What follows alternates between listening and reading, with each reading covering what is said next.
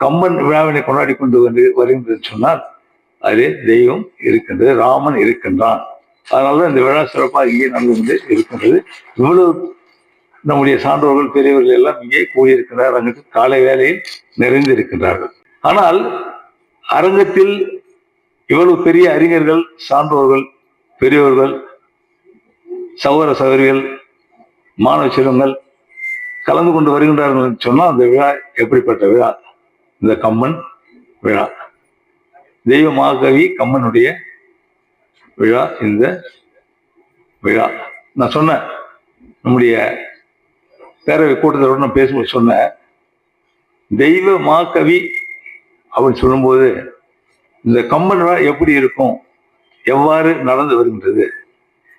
இது தெய்வம் தொக்கி நிற்கின்றது. கம்மனிடம் உள்ள கவியின் மூலமாக நமக்கு ராமன் தெரிகின்றான்.